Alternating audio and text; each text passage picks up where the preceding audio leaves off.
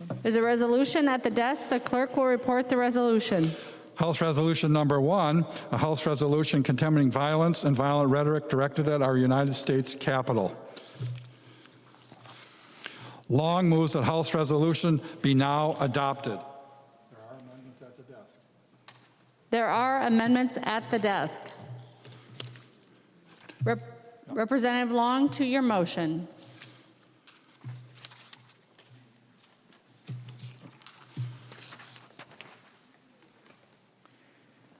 Thank you, Madam Speaker. Madam Speaker, this is a time to stand behind our democracy and to come together to condemn violence against our elected leaders and our symbols of democracy, our United States and state capitals. We must not only reject what has happened over the last several weeks, we must also reject why it has happened. Our right to free and fair elections were under attack. The very founding principles of our country were under attack. The clear goal of the mob that threatened members of Congress and killed a police officer was to prevent the certification of election results, including those of Minnesota. Vice President Pence's life was under threat. Rioters were calling for him by name, and if you watch some of the videos, it's very chilling to hear. At one point, press reported the rioters came within 100 feet of where the Vice President was hiding with his family. Officer Eugene Goodman bravely led them away from his location and from the Senate chamber, perhaps saving lives. Speaker Nancy Pelosi's life was also under threat. Protesters, rioters were also calling out her name. This was for fulfilling their constitutional obligations. Members of Congress called their loved ones, thinking that it could be their final call, thinking that this might be the plane is going down moment. They were told to hide under their seats. They were told to put on gas masks. Those who were in the upper gallery of the House of Representatives were locked in because they could not be evacuated right away, and they waited for many minutes in terror, hiding under their seats before being moved. I worked in the United States Capitol for many years, and staff members, just like I was, had to hide under tables, barricade doors, and turn off the lights, hoping that they wouldn't be found by the mob. More than 50 police were injured, and 5 people died, including 2 police officers. Our state capitals have likewise been targeted. The governor has had to mobilize the National Guard to protect our capital.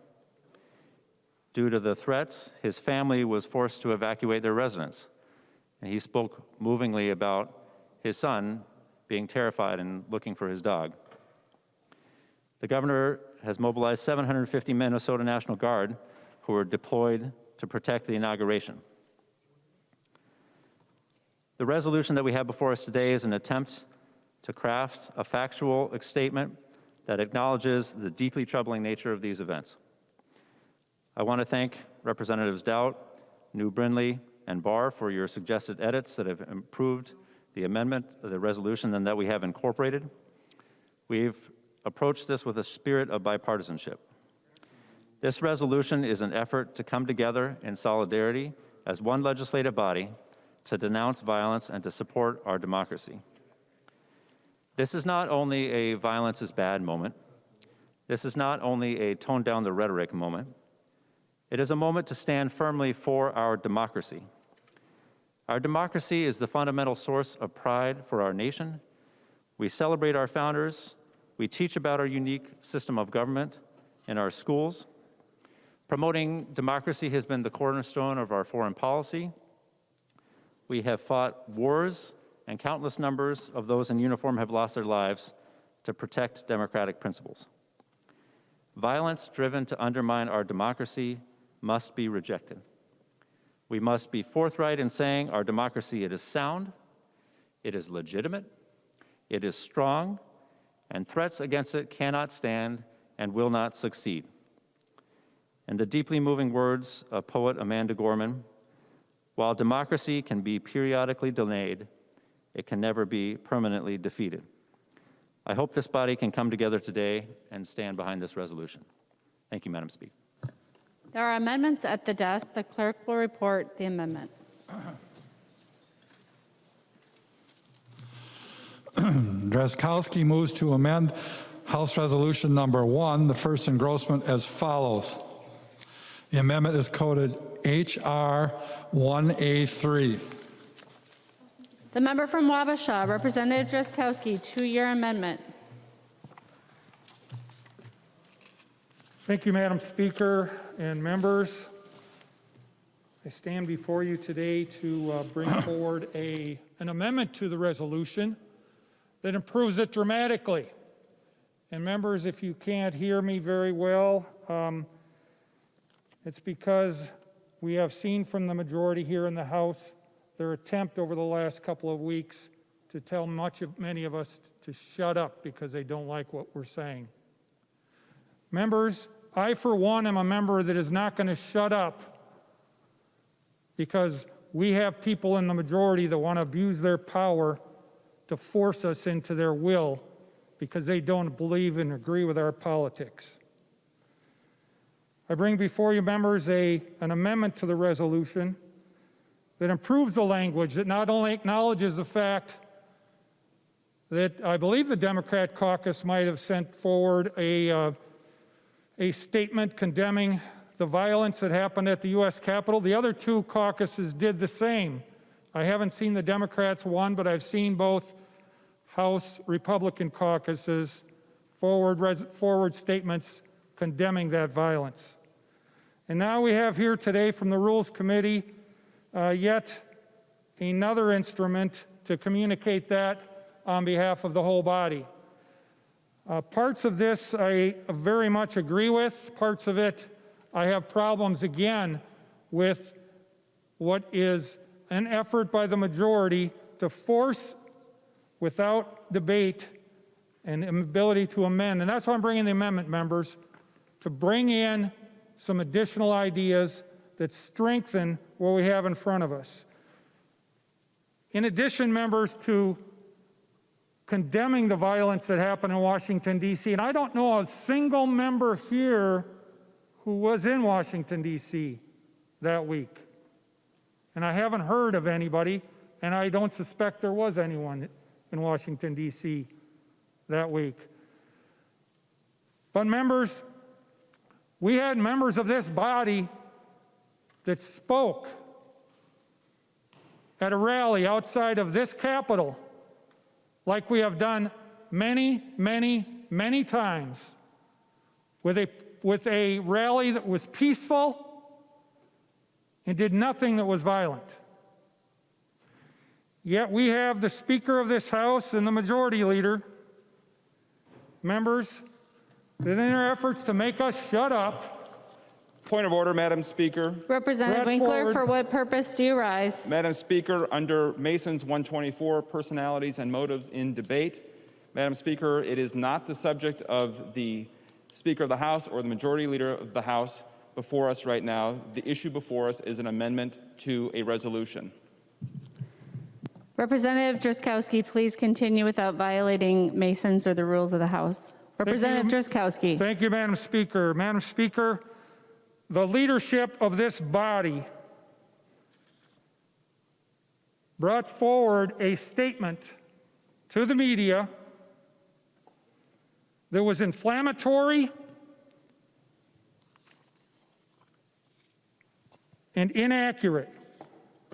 And they did it recklessly, with reckless abandon, without even knowing what did or did not occur at the rally outside of the Minnesota State Capitol.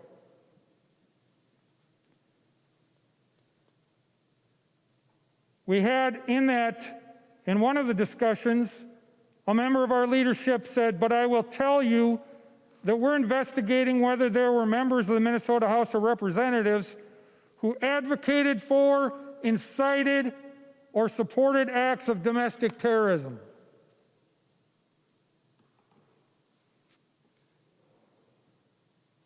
Members, if that doesn't give you pause, that there were statements like that made of members of this body when none of that occurred, that should chill you like it's chilling Minnesotans around this state. Members, I wonder, or Madam Speaker, I wonder if the Majority Leader would yield for a question. He will yield. Representative Drazkowski. Thank you, Madam Speaker. Representative Winkler, is there an investigation going on that the House is conducting about anybody who was at the rally on January 6th? Representative Winkler. Madam Speaker, Representative Drazkowski, though that is not the subject of the debate before the body right now, the answer to your question is no. Representative Drazkowski. Thank you, Madam Speaker. Would Representative Winkler continue to yield? He will yield. Representative Drazkowski. Thank you, Madam Speaker. Representative Winkler, has there ever been an investigation that the House of Representatives has been engaged with related to the January 6th rally outside of the Minnesota Capitol? Representative Winkler. Madam Speaker, Representative Drazkowski, the subject of this debate is your amendment to a resolution. If you wish to rise to a privilege of the House at some point in time to discuss your personal feelings, that would be in order. The answer to your question is, I am not aware of anybody of the Minnesota House of Representatives conducting an investigation related to that rally. Representative Drazkowski. Thank you, Madam Speaker. Well, Madam Speaker, Representative Winkler and members, that's what I understand too. And I understand there never was an investigation, Representative Winkler, Madam Speaker.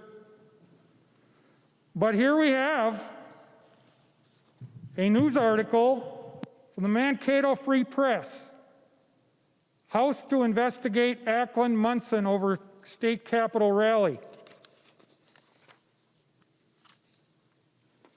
Quoted in the article, our leadership said, we're investigating whether there were members of the Minnesota House of Representatives who advocated for, incited, or supported acts of domestic terrorism. Madam Speaker, would Representative Winkler yield again? He will yield. Representative Drazkowski. Thank you, Madam Speaker. So, Majority Leader Winkler, given the fact that we agree there's no investigation happening, there hasn't been any investigation happening, and I'd ask you to yield again another question, but I assume the answer is the same. There's not any investigation planned around the January 6th rally. Is this article inaccurate? Representative Winkler. Madam Speaker, Representative Drazkowski, I haven't read the article, and I think if you have a concern about a story written in the media, you should address that with the relevant newspaper. Representative Drazkowski. Thank you, Madam Speaker. Would Representative Winkler yield again? He will. Representative Drazkowski. Thank you, Madam Speaker. Representative Winkler, I'll read the headline to you again. House to investigate Ackland-Munson over state capitol rally. Mankato Free Press, January 11th, 2021. And Representative Winkler, you just said before the body that there's not been an investigation and there's not an investigation in the House or any that you're aware of. So, Representative Winkler, given that reality and this headline that I just read to you twice, is this inaccurate? It looks to me to be inaccurate. I'm thinking I'd like you to weigh in. Is it inaccurate or accurate? Representative Winkler. Madam Speaker, Representative Drazkowski, as I said, I haven't actually seen the headline. The statement that you just made, purporting to be a headline, sounds as if that would be inaccurate, but I haven't read the article, so it's very difficult to provide that context. And I would remind you again that we are under an amendment to a House resolution. We are not on the actions or statements of members of this body outside of this resolution debate. Representative Drazkowski. Thank you, Madam Speaker. Thank you, Representative Winkler. The reality is it's very inaccurate. And the names of members of this body have been sullied by the recklessness of the leadership of this body. We haven't received an apology. Representative Ackland hasn't received an apology. She deserves one. The Mankato Free Press deserves a phone call to tell them they're way out in the swamp on this one. From the Democrats. The Star Tribune, Madam Speaker, said that our leadership said, quote, Wednesday, that state authorities are investigating the St. Paul rally, at which 6 GOP state representatives appeared. Point of order, Madam Speaker. She said the investigation is being State your point of order. Madam Speaker, under Mason's 101, the debate has to be limited to questions before the body. The question before the body is whether the resolution offered by Representative Long should be amended as proposed by Representative Drazkowski. That is what the debate should be and exclusively needs to be about under our rules. I find the point of order well taken. The member shall confine his remarks to the matter before the body. Representative Drazkowski. Thank you, Madam Speaker. Madam Speaker, Representative Winkler and members, if you will look at the amendment, we bring notice to the fact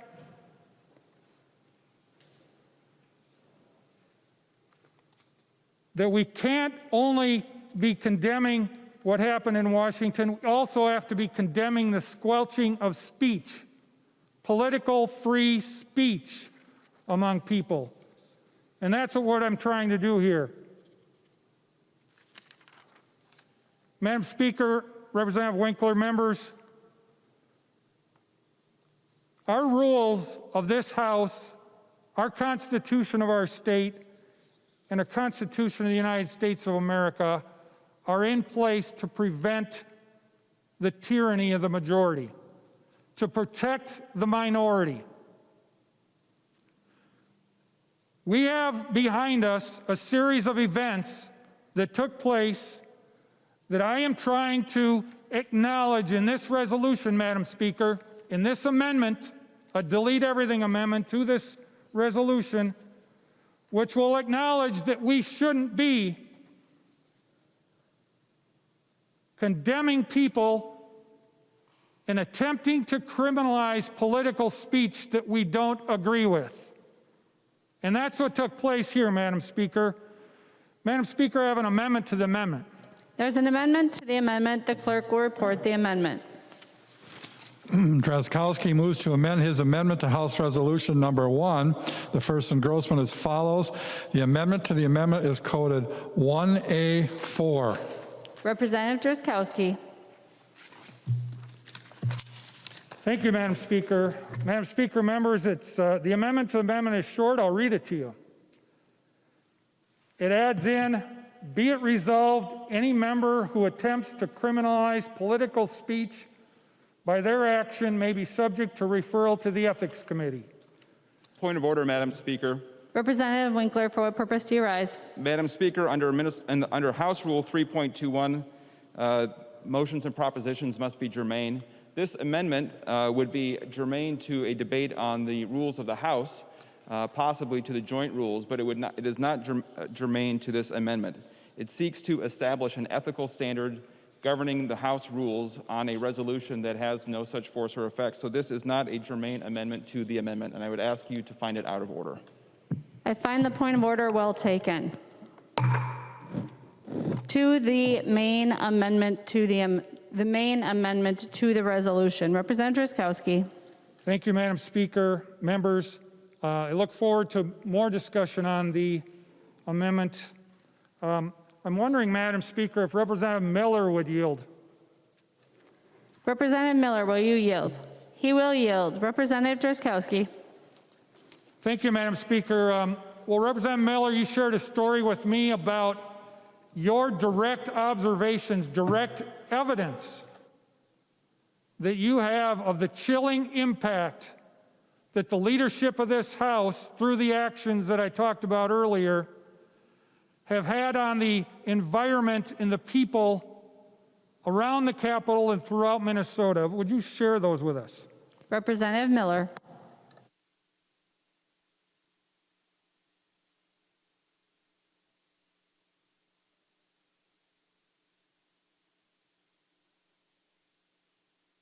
Representative Miller, will you double check, make sure your microphone is turned on? Representative Miller. Are we going good now? Okay, thank you, Madam Speaker.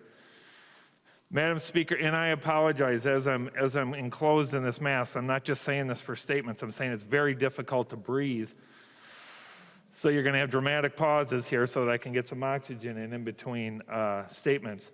So, Madam Speaker, members, Representative Drazkowski, what I began to say was, as I listened to this, and this will address what I'm about to say as to my experience, I really believe this House resolution is putting on trial what free speech is in Minnesota.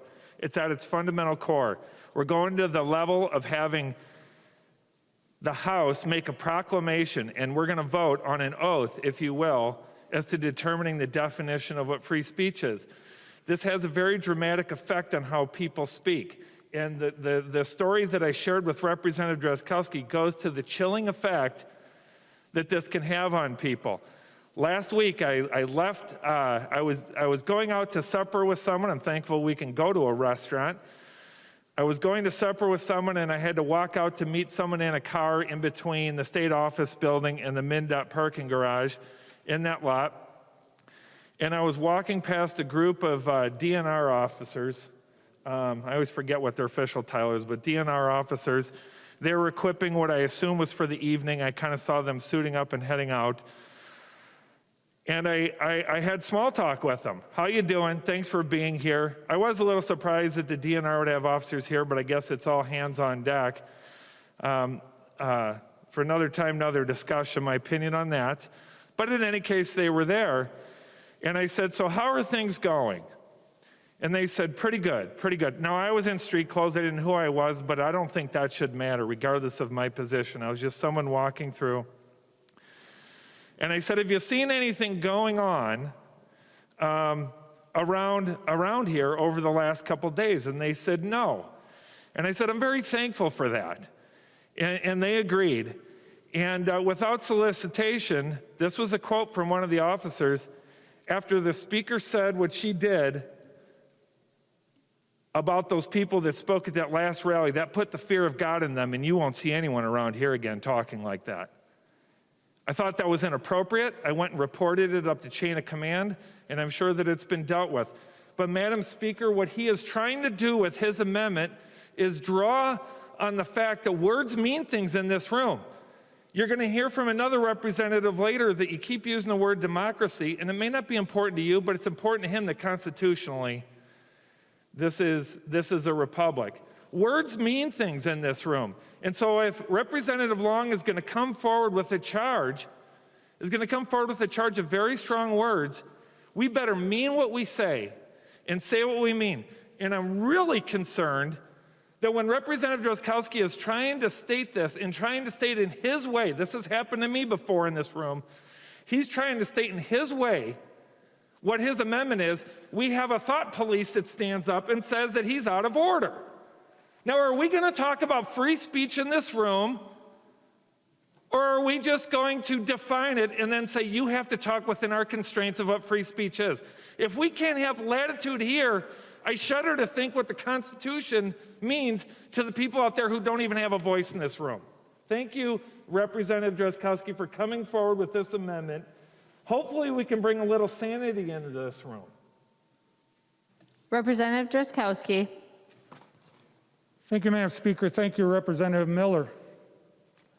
Madam Speaker, would Representative Winkler yield, please? He will yield. Representative Drazkowski.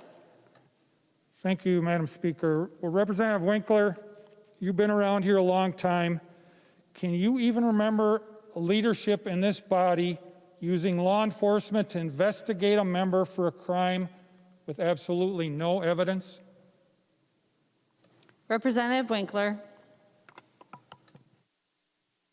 Madam Speaker, Representative Drazkowski, I believe what you are referring to is a review by the Bureau of Criminal Apprehension of a rally that took place on the steps of the Capitol on the same day that a similar rally took place in the United States Capitol. And at the United States Capitol, it resulted in a violent mob threatening the lives of elected representatives and killing people. That same rally in front of the state capitol that same day was entitled Storm the Capitol. Now, I looked it up because I thought maybe there's a definition for storm that means something other than take over, invade, or attack, and it turns out there isn't. So in addition to the title of the rally, there was a statement made by speakers there about Civil War casualties and taking it to elected representatives or elected officials in Minnesota. The BCA reviewed the incident, determined that there was not grounds for a criminal violation because incitement to violence is not free speech. Fortunately, the determination was made that no members of this body had engaged in incitement of violence on the steps of the state capitol that day, but it doesn't mean that asking the question was the wrong thing to do, considering what had happened in Washington, D.C. that same day. Representative Drazkowski. Thank you, Madam Speaker. Thank you, Representative Winkler. Well, Representative Winkler, I agree with part of what you said. Well, Representative Winkler, when you go out and make allegations of people with absolutely no evidence, and I talked to the leadership of this body about it, and they had absolutely no evidence that the 6 members who spoke at the rally did anything wrong, and still forwarded the narrative, the false, fake, concocted narrative that there was some investigation going on, which you and I and others have acknowledged never existed. I talked to the BCA. There's no investigation. They never initiated an investigation. Not only did they not investigate us, they did not find anything wrong with any of the people who spoke after the rally that we were at. Of course, had the leadership asked us beforehand, all 6 of us spoke before any of the people that spoke, the people had any issue with what they were saying. Not to mention that their speech was legal as well. So, Madam Speaker, Representative Winkler, members, we have before us here a DE amendment that brings forward many of the things that is included in Representative Long's resolution, but adds in protections of speech and protections of diversity of political thought. Imagine that, Madam Speaker. Madam Speaker, members, we can't have an environment that attempts to criminalize free political speech by those in positions of power that disagree with what you say. We cannot have leadership that is divisive behavior that tries to stamp on the free speech rights of other members. Madam Speaker, actions carried out on the brink of ethical conduct by those who should actually be modeling ethical behavior are absolutely wrong, reckless, and short-sighted. Madam Speaker, trying to deprogram people who disagree with you is not leadership. Madam Speaker, canceling out people's freedom under the First Amendment is un-American at best and fascist at worst. Madam Speaker, members, we need to correct the approach. We need to come together. Representative Long, I acknowledge many of the things you have in your resolution. If we take our DE amendment, we will have even better language that recognizes the ability of people to speak about things that they believe in strongly. With that, Madam Speaker, I would ask for a roll call on the amendment to the resolution. Representative Drazkowski requests a roll call on his amendment. Are there 15 hands? There are not 15 hands in the chamber. Members have 60 seconds to email hands@house.mn.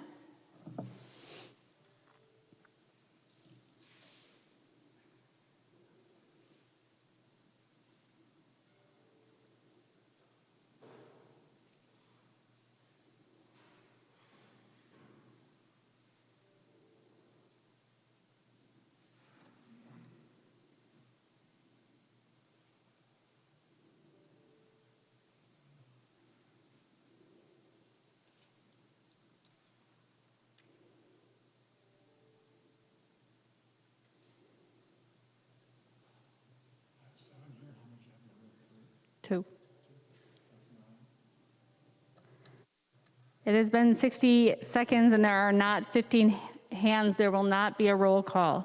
On request to speak buttons being activated, I have the member from Blue Earth, Representative Munson, to this amendment is my presumption. And then within the chamber, Representative Gruenhagen to this amendment is my presumption. Representative Munson. Thank you, Madam Speaker and members. While the basis for the underlying resolution of H.R. 1 may seem well-intentioned, for those watching from home, we've seen votes just like this one be used for an entirely different political purpose by twisting a legislator's vote on vague language. Now, here it's going to be used by the media and activist groups to condemn or silence debate on this very important issue of elections.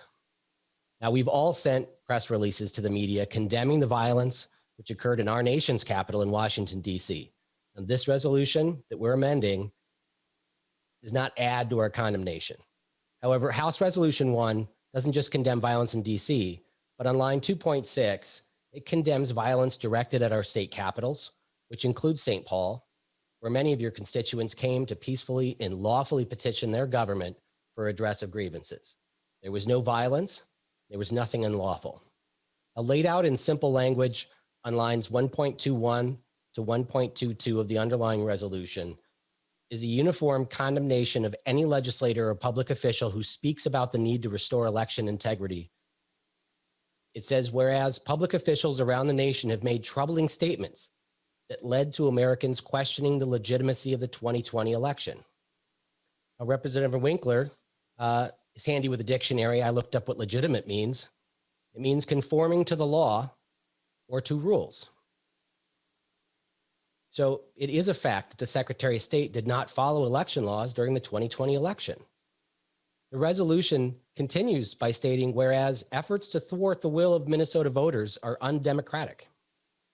Now, if we're talking about the Secretary of State going against election laws that were enacted by the House, the Senate, and signed into law by our governor, even to address COVID, then yes, I would agree. His actions to thwart the will of the Minnesota voters were undemocratic.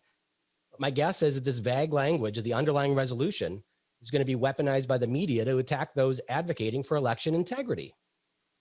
Now, leadership of the House of Representatives, as Representative Drazkowski said, has either intentionally or accidentally spread lies about to damage the reputations of members of this body.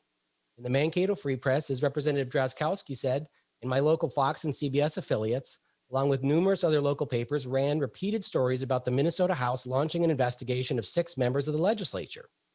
And there was, in fact, as Representative Winkler, the majority leader, said, no investigation. And the House does not investigate matters such as this. So this lie about a House investigation that the media ran after violent and criminal acts occurred at our nation's capital in Washington, D.C., 1,105 miles away, has fueled this false information laced in the headlines across our state. Now, we have legislators who are now afraid to speak with their constituents for fear of what might be said by their constituents or others who come to the Capitol. Now, we have rallies here all the time, especially when we don't have COVID, where you may go out and speak to a group of people to express your opinion or hear from them, listen to them, talk with them. And you shouldn't be held accountable to what is said after you leave. Now, people have a constitutional right to petition their government for a redress of grievances. There's a reason that the trust in our mass media has plummeted to 41%, because lies are fed to them or they print lies. Now, Trey Muse, the reporter who authored the article that Representative Drazkowski spoke of that has a headline that says House to investigate Ackland and Munson over state capitol rally. The reporter said that the Free Press editor, because I've reached out to him, Representative Winkler, multiple times, the Free Press editor, Joe Spears, said he won't issue a correction or retraction to the headlines unless he, quote, had reason to believe it was a lie before it was printed, unquote. Now, this, even as many letters to the editor have asked that the misinformation not be spread. The editor, Joe Spear, and reporter Trey Muse have 3 times refused to retract a lie in their headline. And this headline is the first article to appear in a Google search when you search for a freshman member of this House, it sullies the reputation of a new member of the legislature, and we can't control what the media prints. They have the First Amendment, but the leadership of this House has a duty to correct a lie that's continuing to be spread by the media. Now, I support Representative Drazkowski's amendment to H.R. 1, and I believe that this appropriately addresses the violent actions which occurred in D.C. while also supporting freedom to speak. Freedom of speech here is on trial with this resolution in condemning people who talk about our role in elections, which is writing laws and hoping that they're enforced by our Secretary of State. Because what we saw in this last election was an end run around our authority in the legislature, and it should not be condemned to speak about the facts and to speak about our role in government. And when people come to this Capitol to petition their government for a redress of grievances, we should be able to talk with them and engage them in the legislative process and explain to them how the laws work and that we do have laws that are in conflict with each other that need to be addressed.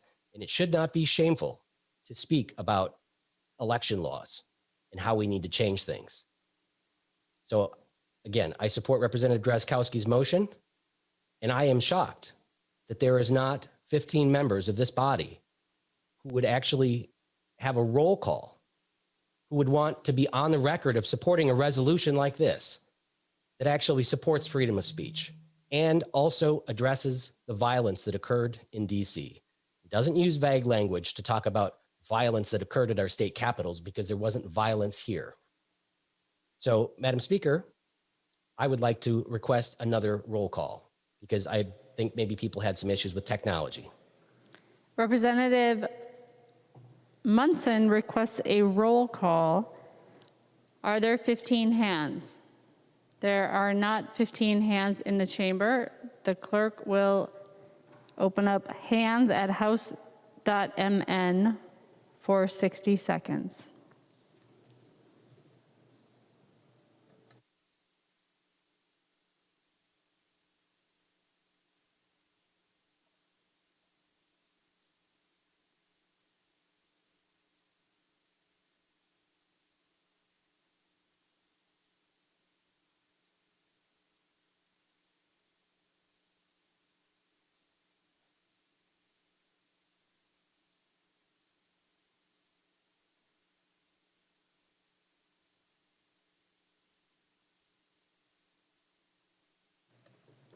There are not 15 hands. The member from Sibley, Representative Gruenhagen. Oh, thank you, Madam Speaker and members. Yeah, I want to confine my comments to lines 2.7 and 2.9, where you use the ability to speak against your government and condemns any attempts to use violence as a political weapon to silence people who do. You know, we all condemn the violence of any type that was in Washington, D.C., or what we've seen last summer. And no one would disagree with that, okay? I think anybody in the chamber. But members, when it comes to this past January 6th rally, I would simply say that the call for investigation seemed to be more of a political theater than it did of a intentional investigation. You know, I was contacted by 3 newspapers from my district regarding this, and once 2 of them found out that I had never even been called on it and could not verify, even if they had contacted the BCA or the public safety, that there was an investigation, 2 out of the 3 decided not to do an investigation because they saw it for what it was, simply an attempt to silence political speech, I believe. 1 paper did. And the only response they could get, they couldn't get it from the BCA or the public safety, which they emailed, no response. But there was a staff member from Speaker Hortman's office that spoke to them. They used that rather than the people who were charged in doing the investigation and wrote a front page article in one of my local papers, which I am now in the process of trying to correct. So, you know, I think all of the speeches, as far as I was concerned, by the 6 representatives were all on video. Mine was on the internet along with the other ones. I got lots of compliments on my request or comments versus, and there was some criticism. But members, questioning things, and even an election, if we go back to the election of President Trump, we see that there was a host of Democrats questioning the election. And it never did stop, to tell you the truth, almost the whole time that he was in office. So, and yet I did, there was pushback from Republicans, but I didn't see any Republicans trying to silence political speech. And I'm afraid that's what this is trying to do, as previous testifiers have commented. The other thing, members, if we look nationally, we see that 147 congressmen voted not to certify the election of President Biden, and also 8 U.S. senators. So there is some question about this that was brought at a point where these representatives constitutionally took a vote against the certification. Now, what appears to be happening by my DFL colleagues is anybody who questions the election, even those at the federal level, they're trying to be silenced and sullied. And I think that's wrong. It's part of the process. Because as we have these disagreements, members, we can come up with a solution. In other words, something negative can produce something positive. And I've said that before. Now today, on bills introduced, I have a voter ID bill. It's House File 293. It also has a Senate comparable bill that's been introduced over in the Senate. Members, let's go with the voter ID and support it. It would solve 90% of the problems that we have here. None of us want to go through this, okay? I don't want to go through this. I don't think any of the representatives on the other side of the aisle want to go through this. Then let's pass some integrity to the system. And voter ID will solve, in my opinion, about 90% of the problems. Now, members, there was a negative entry in the House Journal entered on by 8 DFL legislators. I would ask those 8 DFL legislators to sign on as co-authors to the voter ID bill. That would be bipartisan. Let's fix this problem so we never have to be here again, members. But yet it seems that the DFL, in many cases, resists accountability in terms of fixing our election process. So, members, in terms of the resolution that Representative Long brought forward, I agree with most of it. I do have a lot of concern about the word democracy. We're a constitutional republic. We're not a democracy. We're a representative constitutional republic. And I wish that would have been addressed. Members, especially on the other side of the aisle, I do not doubt that you oppose violence, as I do. But let's put this political theater aside and allow open debate even on this question. Thank you, Madam Speaker and members. The member from Douglas, Representative Franson. Thank you, Madam Speaker and members. I was not going to speak, but I thought I would follow up on my colleague, Representative Grunhagen. I was one of the 6 that spoke that day. And I'll just let you know how this all happened. So I was getting ready for my day, preparing for that day, and I got a text from Representative Lucero asking me if I would speak at this event. And I didn't know what it was on, and I was informed it was election integrity. And so I said, okay, I suppose I can go. And then I showed up there at about 12:11 because I sent him a text and said that I had just or I'm sorry, it was not 12:11. It was 11:03 or 11:17. I said, I'm in jeans and a sweatshirt.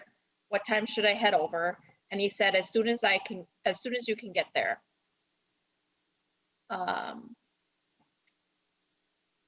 At 11:46, I asked what the theme was. And at 11:48, he said, stop the steal and election integrity. At 12:11, I said, I just got here, going to the Capitol. And then we talked about recording for our episode of The Right View. At 1:04, I asked if he was in his office. So I was there for less than an hour.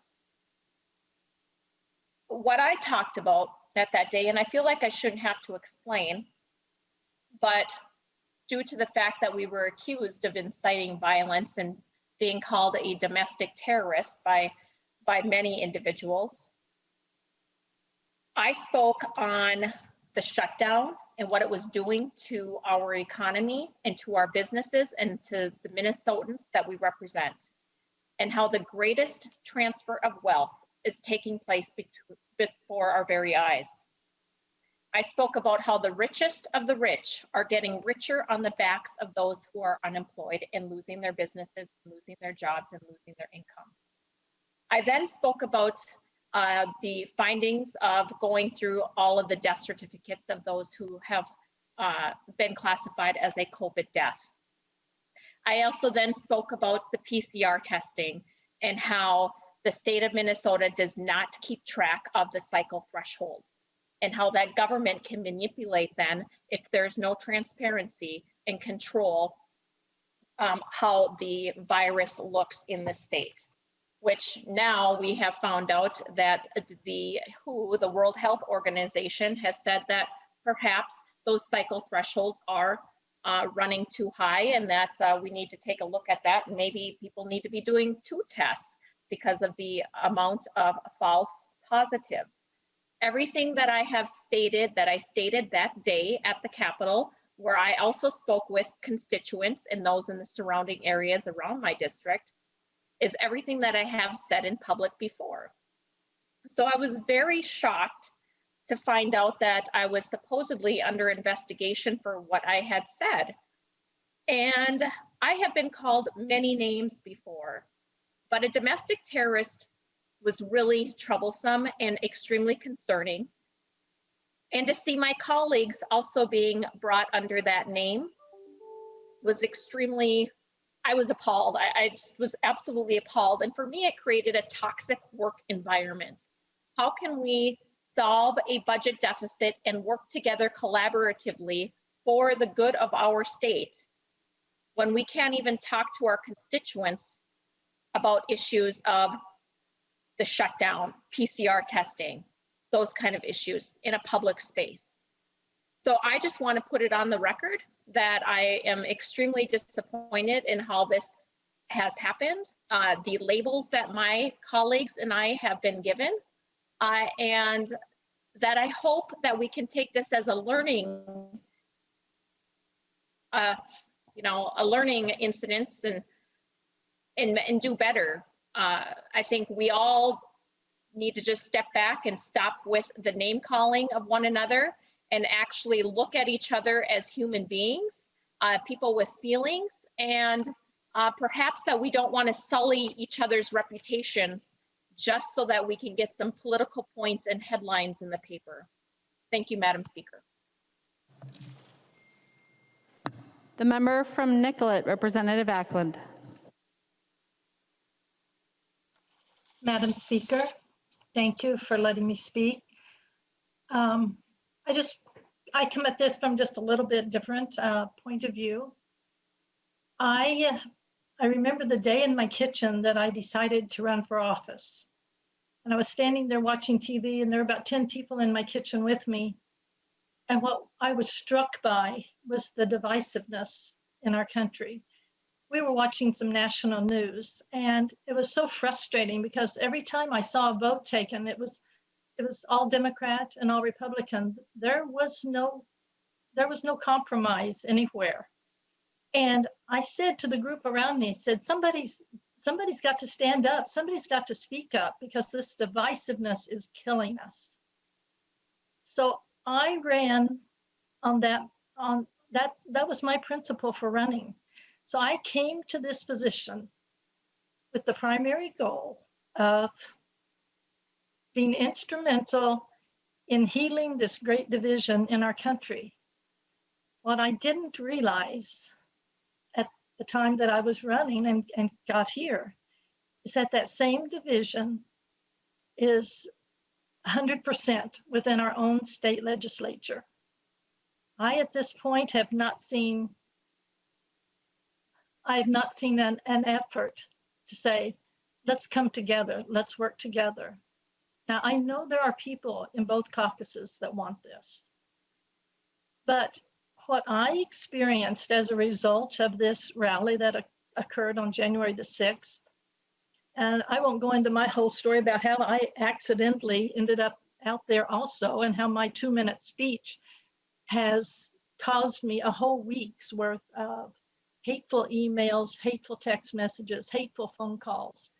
And they continue. I can't even get my work done for trying to answer all the people. And they don't really even want an answer, some of them. They just want to be heard because they think what I did was so wrong. And I think the people before me have explained what we did was not wrong at all.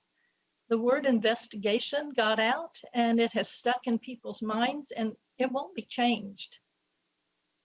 So I come at this in a little bit different way. And you can correct me if I'm out of line, but what I would like to ask is this. I feel like the amendments should be withdrawn. I asked Raz to withdraw his. We won't take a vote on that.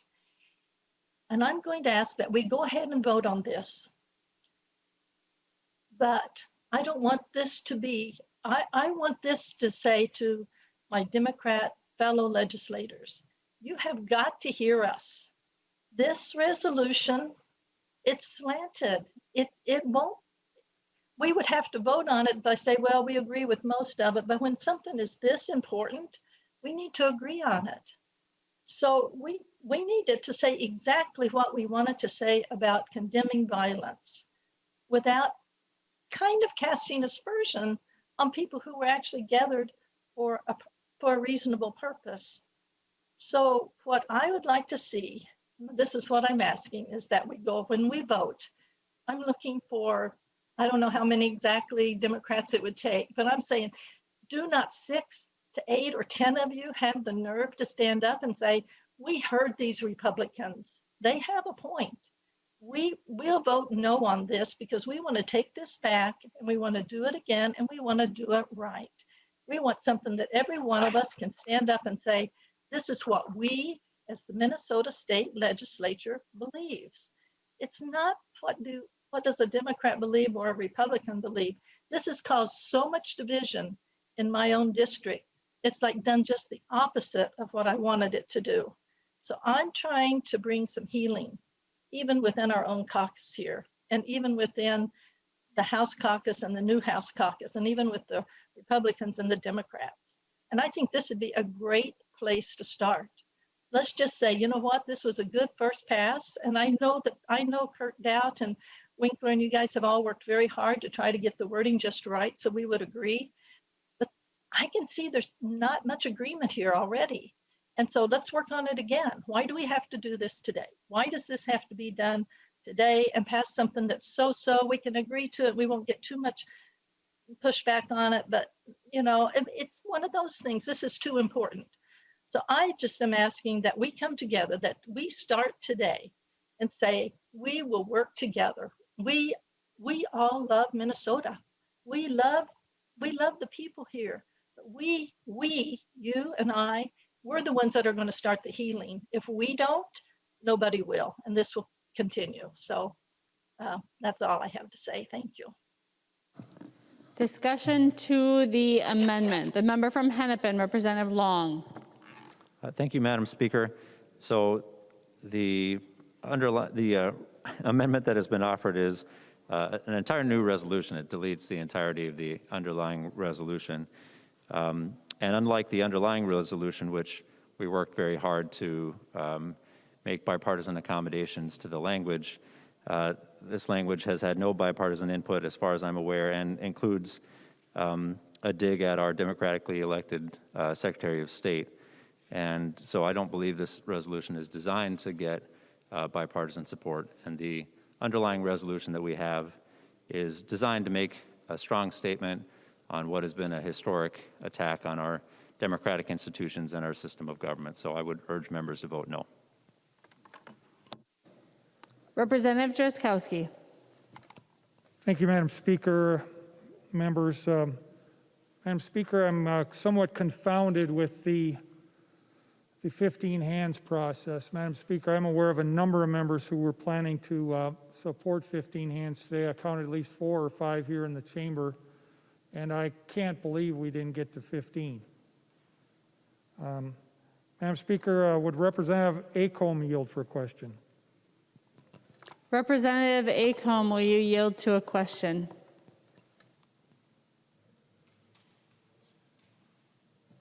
Yes, I'll yield. She will yield. Thank you, Madam Speaker. Representative Acomb, I've been in the legislature since 2008. Many of those years, Representative Acomb, it's almost reflexive behavior for many times both the majority and the minority to offer 15 hands or many, many times more than 15 hands in order to provide the transparency that's necessary for people to communicate their vote on issues. So my question to you is, do you or did you or will you support 15 hands on this amendment? Not today, but thanks for asking. Representative Winkler, for what Madam purpose Speaker- do you rise? Madam Speaker, point of order. It is not in order to ask members how they intend to vote on an issue before the body. And furthermore, Representative Drazkowski, there has twice been a request for a roll call. Twice it has been defeated, and we are on the A3 amendment, which you have offered. Representative Drazkowski. Thank you, Madam Speaker. Would Representative Aguirre yield for a question? Representative Aguirre, will you yield for a question? Yes. Representative Drazkowski. Thank you, Madam Speaker. Thank you, Representative Aguirre. Are you supportive of 15 hands on this amendment, Representative Aguirre? Representative Drazkowski, you're out of order. Representative Drazkowski, do you have a question that's in order? Madam Speaker, what is out of order of that question? You may not ask someone how they intend to vote.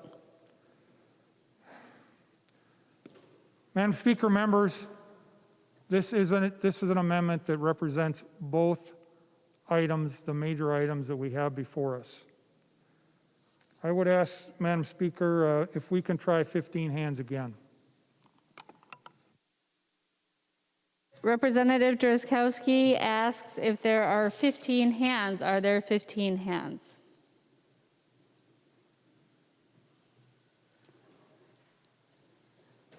The clerk will see if there are 15 hands via email within 60 seconds.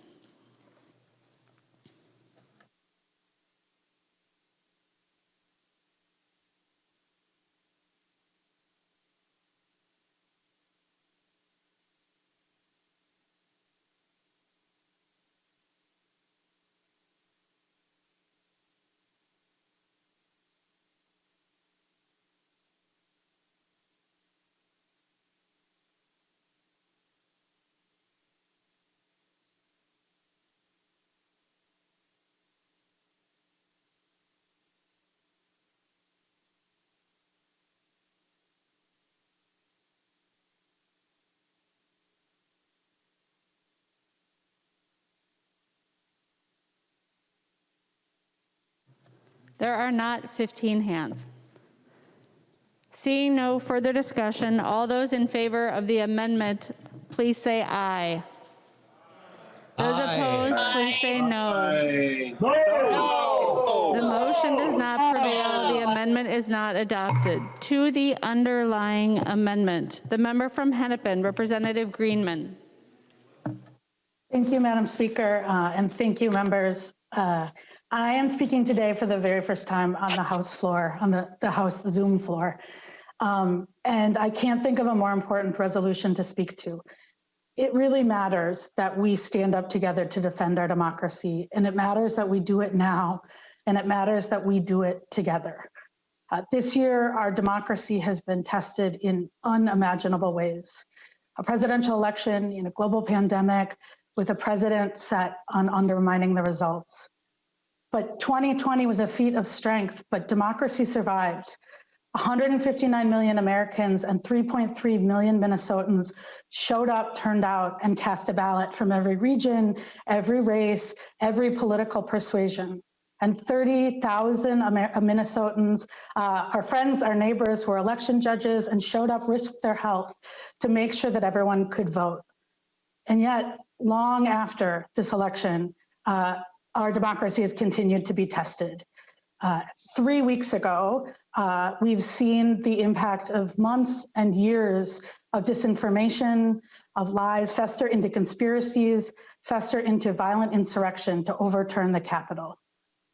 To be clear, this wasn't just an attack on now President Joe Biden, on any one political party. It was an attack on us all. It was an attack on our democracy. And so it matters that we stand up together for the 3.3 million Minnesotans who turned out to vote and the 5.7 million Minnesotans who sent us here to do the work. For every school kid who is now learning about our democracy, that we're going to stand up and say we're here to strengthen it and make sure that it is here for generations to come.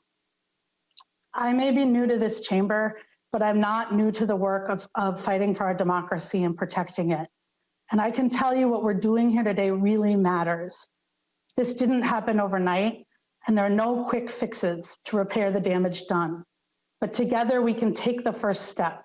We can start by standing up and standing up together. 3 weeks ago, we all stood up together and took an oath. Today, right now, let's stand up together in defense of our democracy and the Minnesotans that sent us here.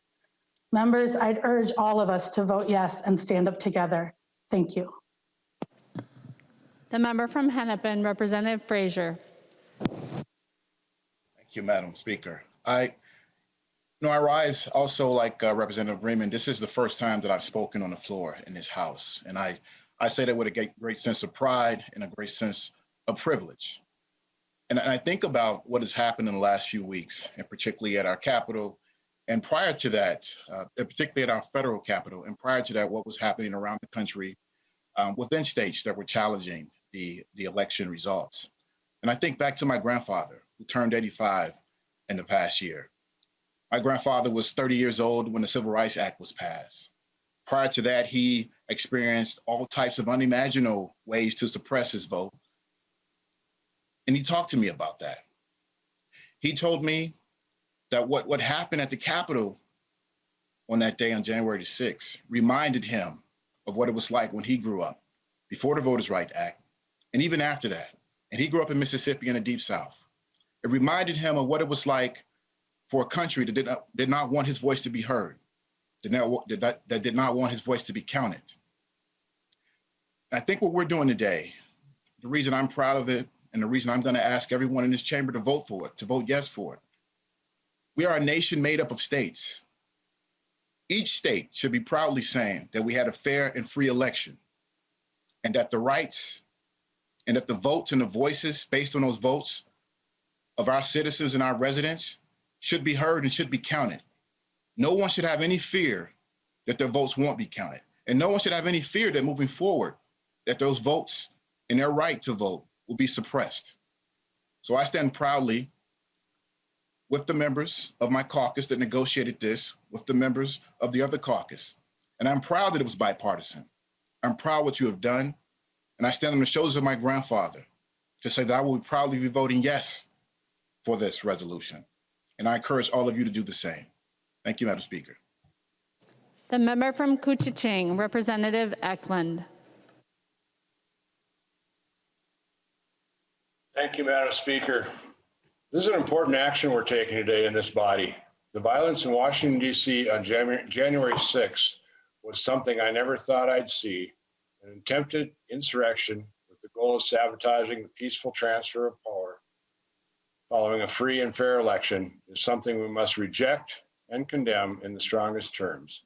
It's tragic that this event resulted in the loss of human life, including a member of the Capitol Police. Our founders fought and died for the right to select their own leaders. I wore the uniform of this nation and served, as did many of my colleagues, in support of our republic and our freedom. As Americans, we're going to disagree with each other in politics and policy, just as our system of government allows. It is why we have elections in the first place. It is why the institutions like ours even exist. But to tackle the big challenges before us, we need to have a baseline of trust in one another as Minnesotans and as Americans. The violence of January 6th and the rhetoric that encouraged it breached that trust. This can't be the way forward for our nation. Following an election, no matter how contentious, we shouldn't expect a violent response from a mob to descend on our nation's capital like we saw just over 2 weeks ago. Nor should we expect something similar at our Capitol, and thank goodness that did not happen. I want to thank members of law enforcement, Capitol Security, and our National Guard, as well as our conservation officers, for stepping up to keep us, each of us, safe. Now, members, it's time to come together to not normalize over-the-top rhetoric, to not give legitimacy to dangerous conspiracy theories, and to all commit to never giving fuel to such dangerous actions with our words. I thank Representative Long for bringing forth this resolution, and I encourage folks to join me in supporting it today. Thank you, Madam Speaker. The member from Anoka, Representative Barr.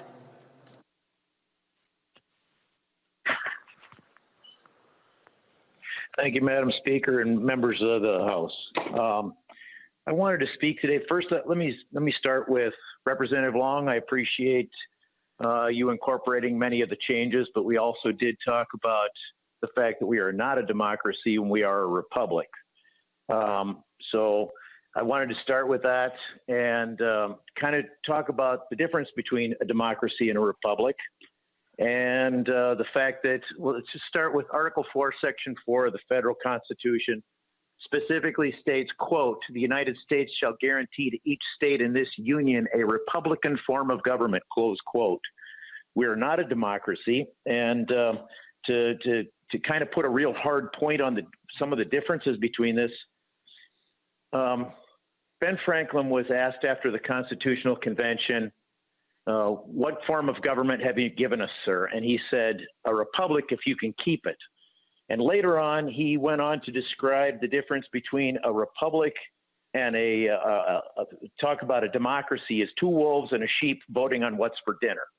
So the republic is the way that the minority gets its rights protected from the tyranny of a majority, or tyranny of mob rule, as it is. So this resolution is actually calling out the violence at the Capitol, which is, kind of a mob thing. One of the words that you removed was a mob, and I appreciate that. But that's where the sentiment is at, and that's what a democracy actually is.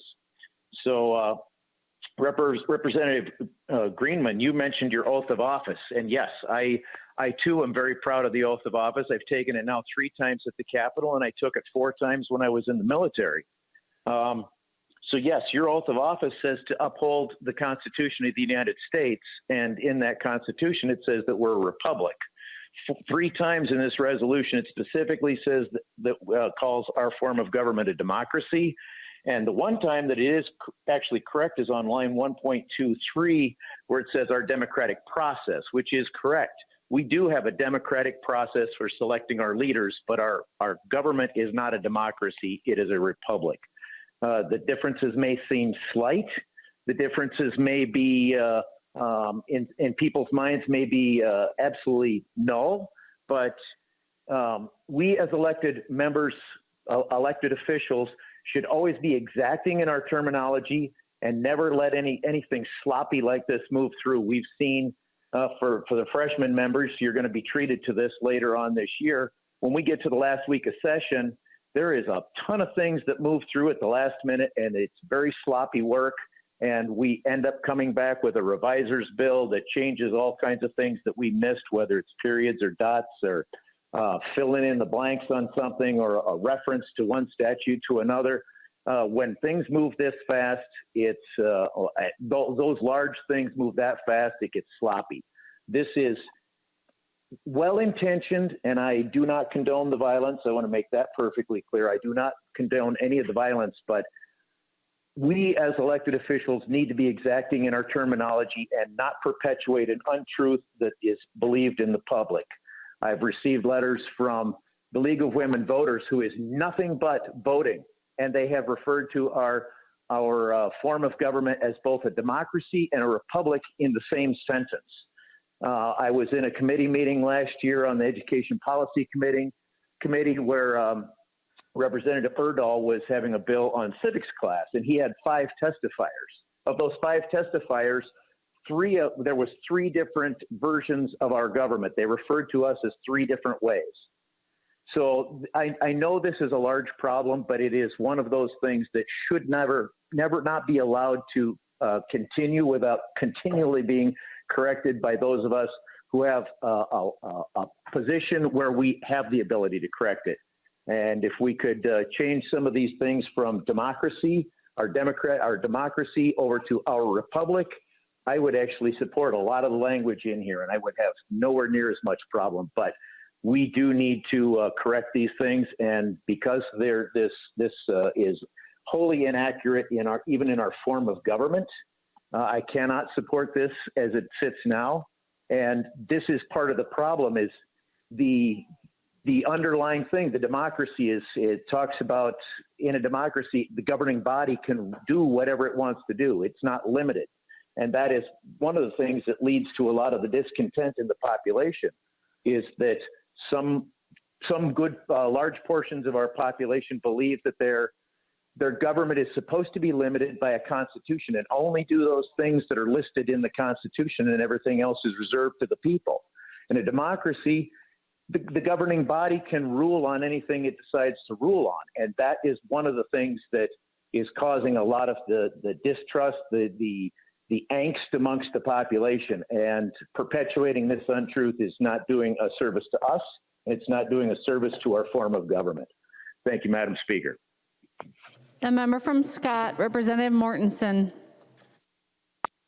Thank you, Madam Speaker. This resolution was introduced as a resolution condemning violence. And I wish that were true, but clearly this is not just condemning violence, which I think we all condemn the violence, but this is in reality political theater complete with a script, as the first 3 speakers read from a script. Now, of course, I condemn the violence, but when I look at this resolution as seen in front of us, I agree with Representative Barr. We're not a democracy, we're a republic. You won't even find the word democracy in the Minnesota State Constitution. And furthermore, what has me concerned is the way I read this, and for those who aren't seeing it, it says, "Be it further resolved that the House of Representatives of the state of Minnesota reaffirms our commitment to democracy, free and fair elections, and the rule of law." Well, in my 3 weeks here, I've not seen this body reaffirming its commitment to the democratic process, because we still have a governor who has unilateral control of the state. So I'm frankly shocked that the first 3 speakers, who have routinely voted to keep this peacetime emergency going, in other words, not operate in a democratic way, imploring us to support this.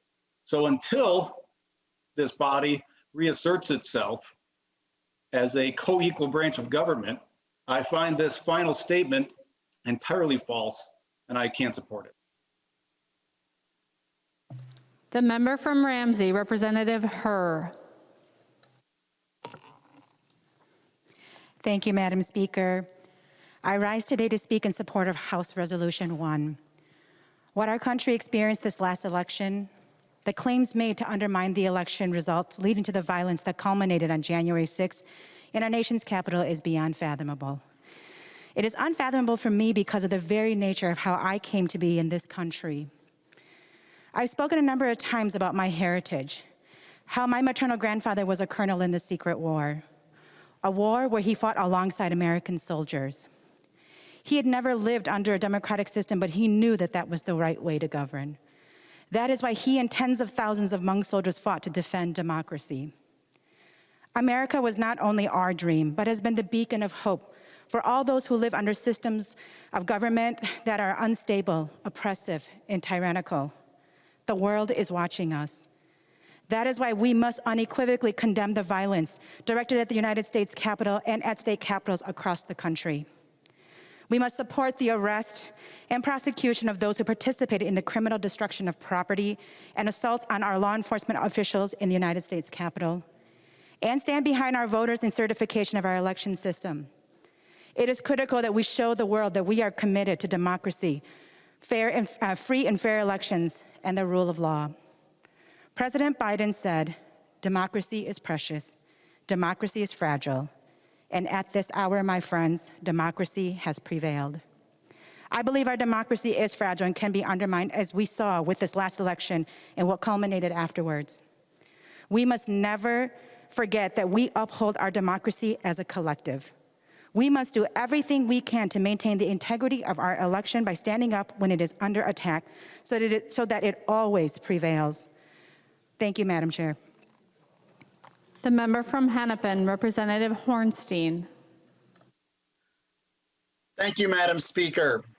I rise in support of House Resolution 1, and I thank Representative Long for introducing it and bringing it forward. Many serving in this House are from marginalized communities who have experienced discrimination and generational trauma simply based on identity. I'm particularly cognizant of this reality as a child of Holocaust survivors. The images and symbols beamed from the U.S. Capitol on January 6th were especially troubling for our communities, and we feel particularly threatened and vulnerable in this moment. That is why a strong bipartisan vote in support of this resolution condemning violence driven by hate is especially timely today. And that is why your green vote means so much. Thank you, Madam Speaker and members. The member from Hennepin, Representative Howard. Thank you, Madam Speaker.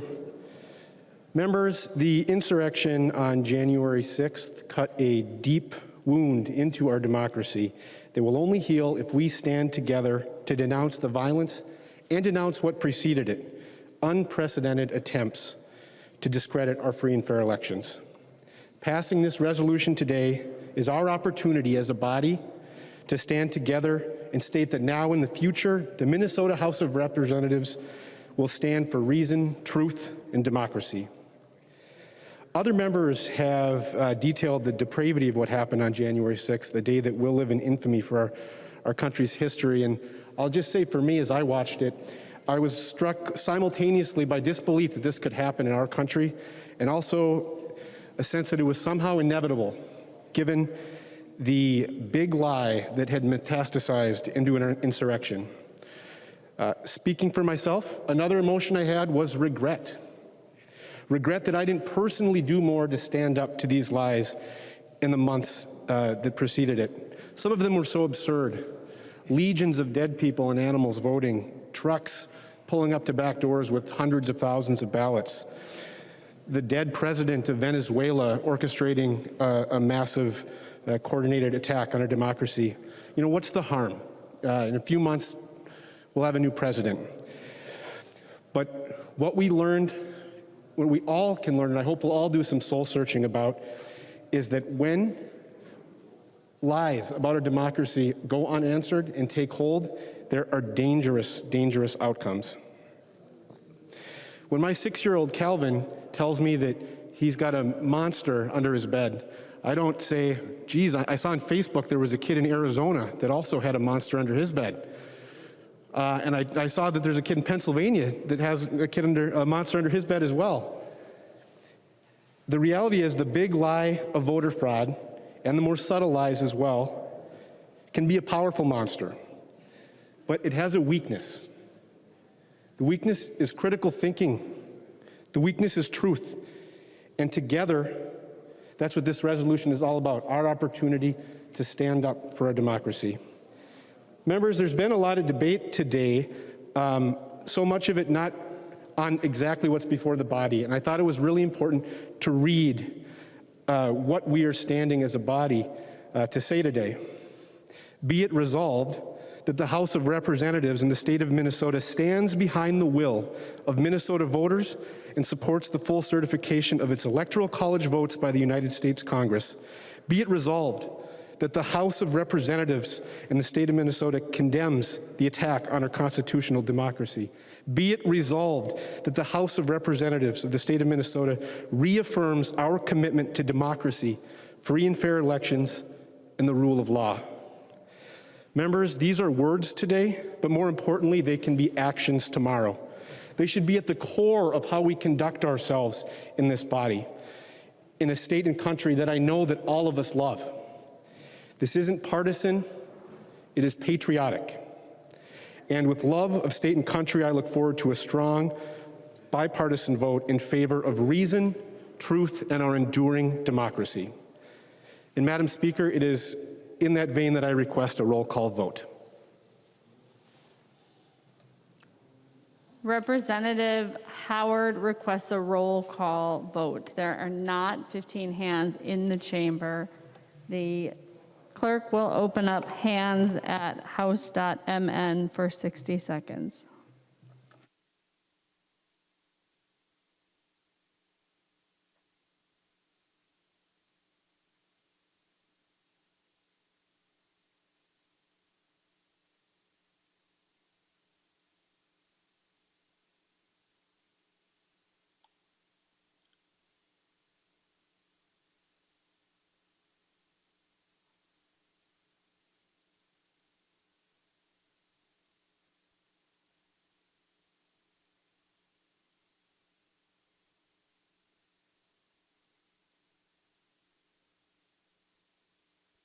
We have 15 hands, so there will be a roll call. It's my understanding there's an amendment at the desk. The clerk will report the amendment. New Brindley moves to amend House Resolution number 1 as follows. Page 1.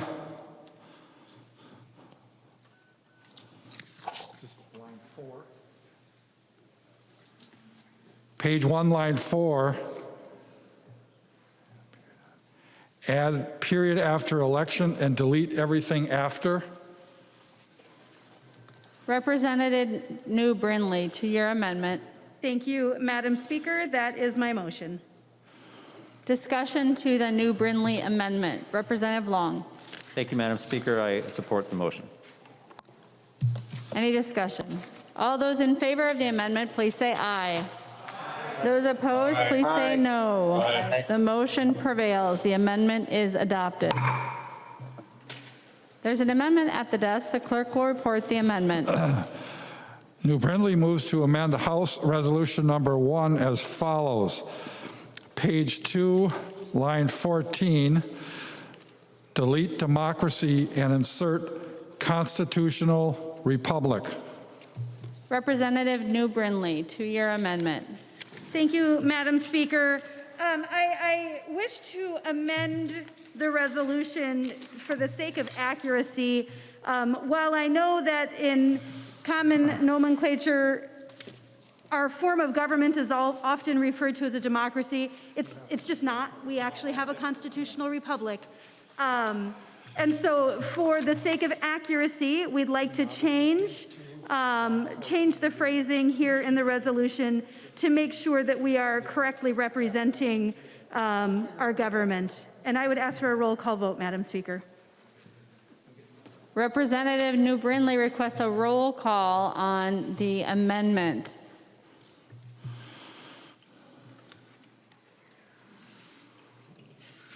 There are 16 members in the chamber, and I think they all have their hands up, so you will get your roll call. Discussion to the New Brindley, second New Brindley amendment. Representative Long. Thank you, Madam Speaker. I rise to oppose the amendment. We do, in fact, live in a representational democracy. I think if you ask Minnesotans what form of government we have, they will say democracy. It used to say constitutional democracy, and we cut constitutional to try to make a gesture towards the folks on the other side of the aisle and just say democracy so that it was clear it was in the common usage and we wouldn't get into constitutional debates. But apparently we couldn't agree to that. So I would urge members to vote no.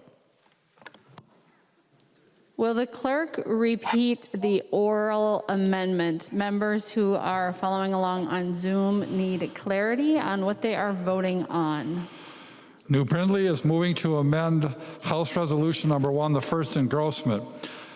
On page 2, line 14, delete democracy and insert constitutional republic. Discussion.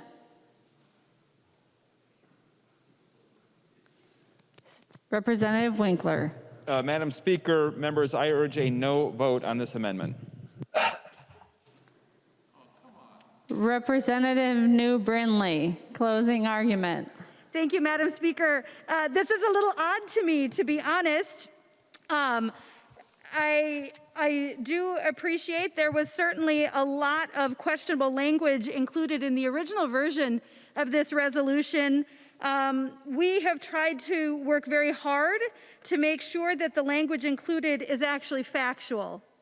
And so this is really odd that the majority would be resistant to a factual change. This is very strange. I am not sure why they would be resistant to identifying our government correctly. We have a constitutional republic. This is not rocket science. This is not tricky. We're not trying to trick anyone. We are just seeking accuracy in the resolution. So, Madam Speaker and members, I would encourage a yes vote. The member from Hennepin, Representative Freiberg.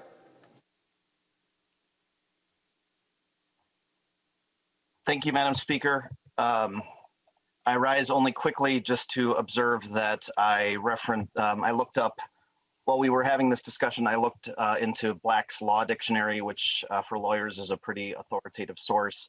They actually define the term democracy. The first definition listed there is government by the people, either directly or through representatives elected by the people, which is pretty clearly what we have. And then if you go on further to the end of it, it says CF, which means cross-reference republic. I think generally speaking, if you draw a Venn diagram, one circle representing term democracy, one term representing the term republic, there's a period of overlap in the middle, and that's where we find ourselves here in the United States. So I don't think we need to support this amendment. Any further discussion to the Madam amendment? State your name. Lucero. Representative Lucero. Thank you, Madam Speaker. I just would like to remind the body that when we say the Pledge of Allegiance, I pledge allegiance to the flag, to the United States of America, and to the republic for which it stands. Madam Speaker and members, there should be no disagreement, no hesitation to make an amendment to voting yes to change this to the accurate description of what we are, just as we said at the opening of this body when we said the Pledge of Allegiance to the republic for which we stand. Thank you, Madam Speaker. The member from Goodhue, Representative Haley. Thank you, Madam Speaker. Members and members of the majority party, we started this discussion with a lot of talk about the bipartisan work and discussion that had gone into this original resolution. So I find it quite interesting right now that we are having this debate over this language. If our goal is to have a bipartisan discussion, let's move forward, and what we're doing now is really silliness.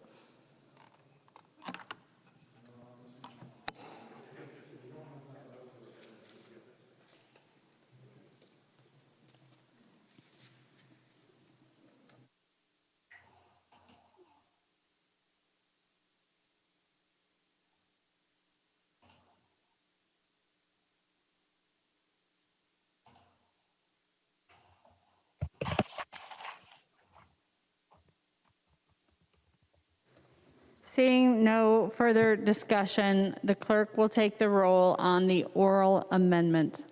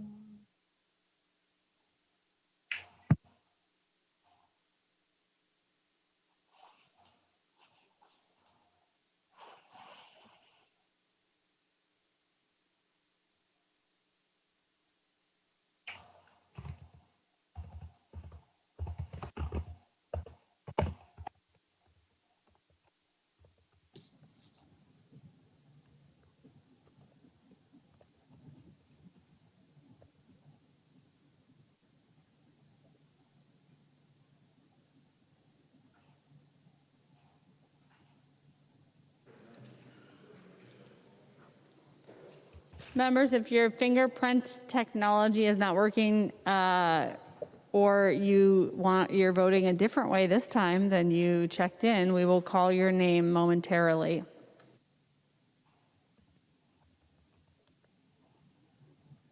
Members, please vote.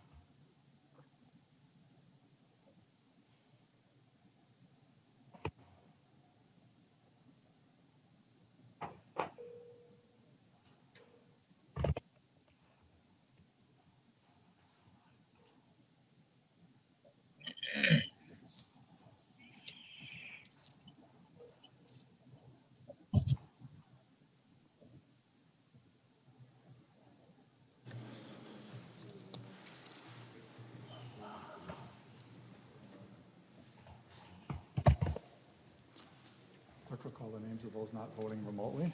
The clerk will call the names of those not voting remotely. Barr.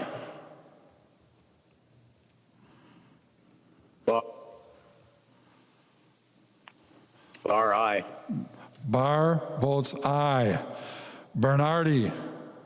Bernardi, no. Bernardi, no. Doubt. Doubt votes aye. Doubt, aye.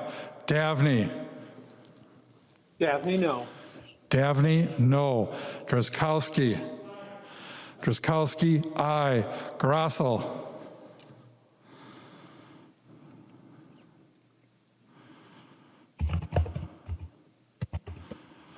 Grassel. Russell votes aye. Grassel, aye. Haley. Haley, aye. Hausman. Hausman, no. Hausman, no. Heinrich. Heinrich votes aye.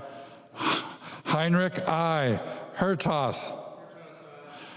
Hertas, aye. Lippert.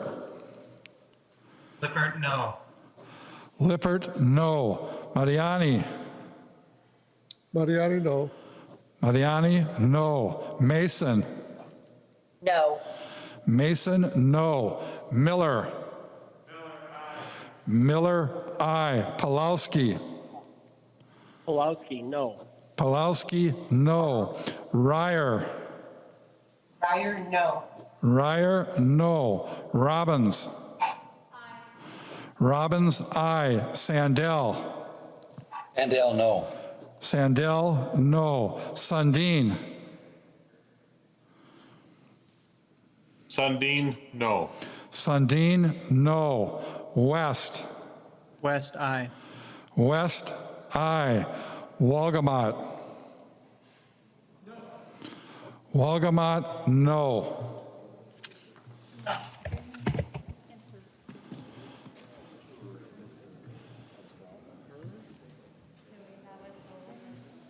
Clerk will close the roll and we'll have the total if you're done. The clerk will close the roll if all those who would like to vote have voted. Poston votes aye. Poston votes. Poston votes aye. Gonna have to add that. Bierman votes no. Bierman votes no. Christensen, no. Christensen, no.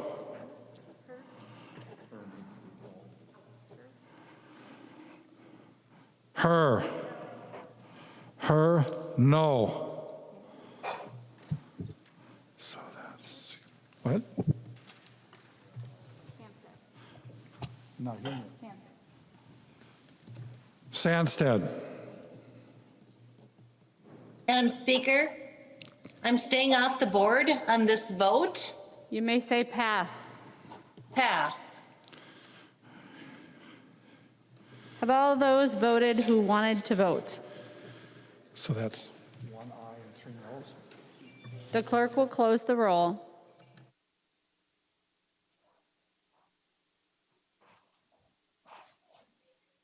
There being 64 ayes and 68 noes, the motion does not prevail. The amendment is not adopted. There's an amendment at the desk. The clerk will report the amendment.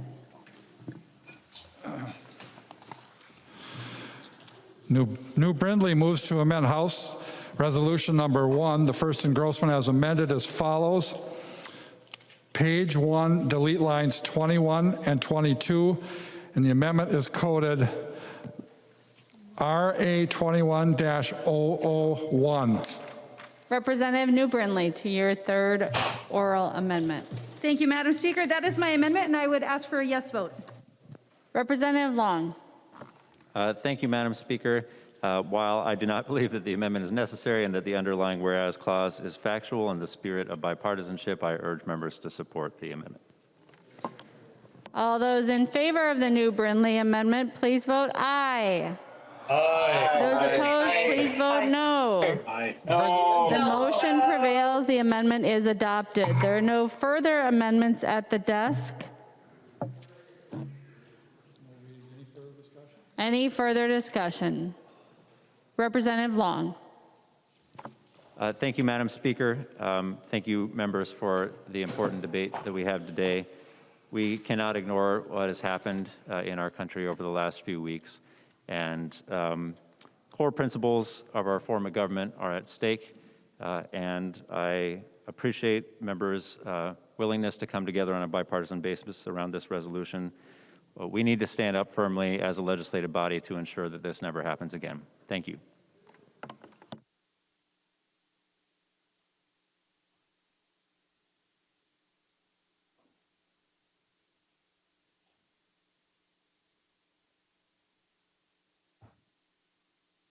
Roll call having been requested, the clerk will call the roll.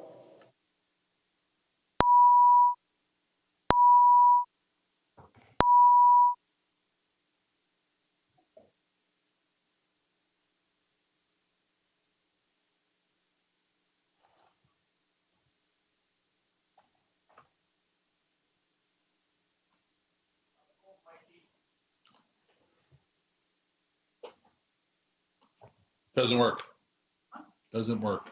I'm telling you, it doesn't work. You have to kick off. Right here.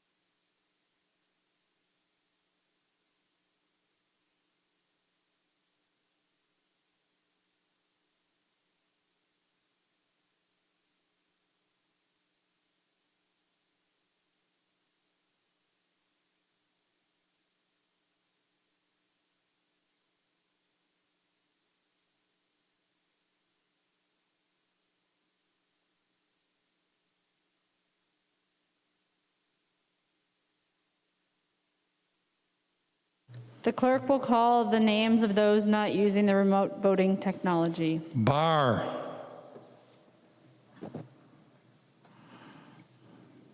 Barr, no. Barr, no. Bernardi. Bernardi, aye. Bernardi, aye. Doubt. Doubt votes aye. Doubt, aye. Davney.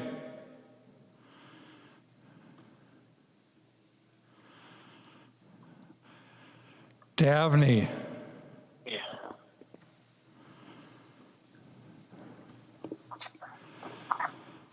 Drazkowski. Drazkowski, pass.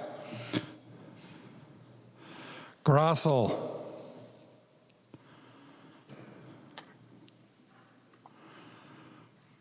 Grossel. Haley. Haley, aye. Hausman. Hausman, aye. Hausman, aye. Heinrich. Heinrich, no. Heinrich, no. Hertas. Hertas, aye. Lippert. Lippert, aye. Lippert, aye. Mariani. Mariani, aye. Mariani, aye. Mason. Mason, aye. Mason, aye. Miller.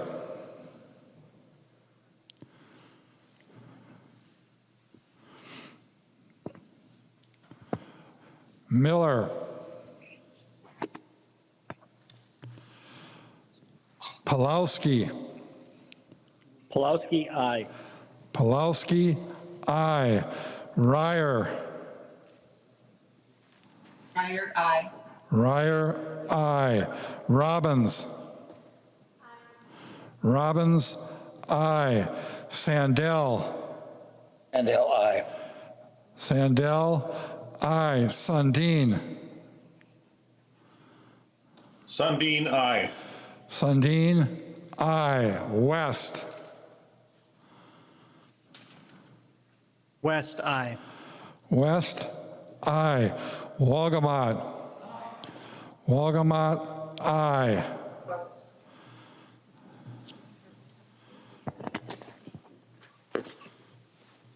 What is the deal?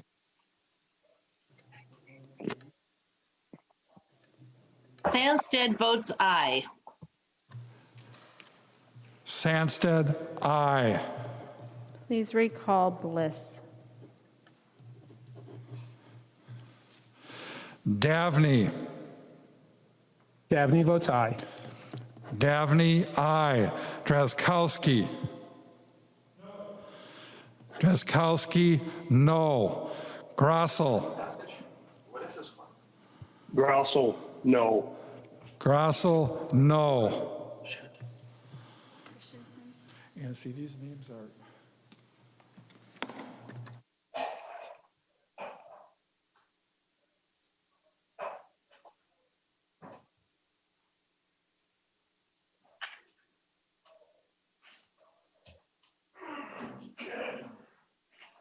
Christensen, aye.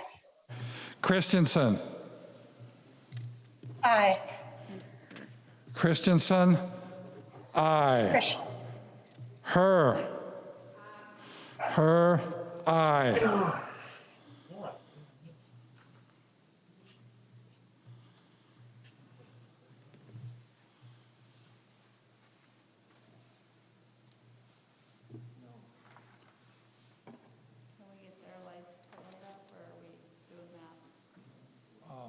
The ones that aren't voting are remote voters that have decided not to vote. Right, but Christensen, Sandsted, and her are all voting green, and they're not green.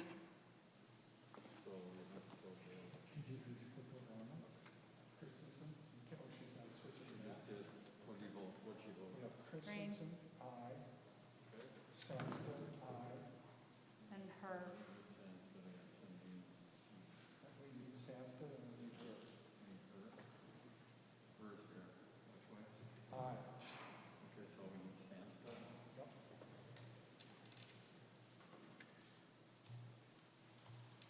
And the rest are choosing not to vote.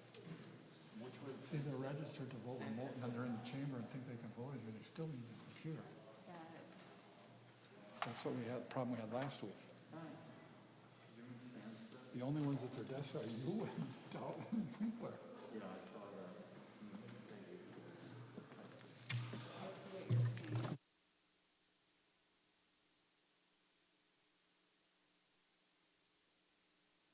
Chief, did you get the posted vote?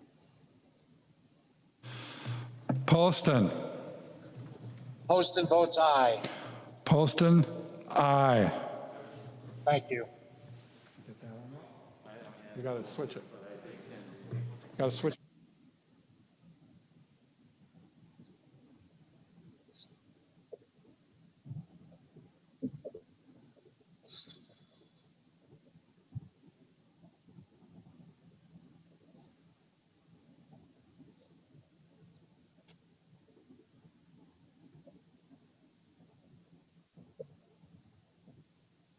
Have all those who would like to be on record as voting voted? The clerk will close the roll.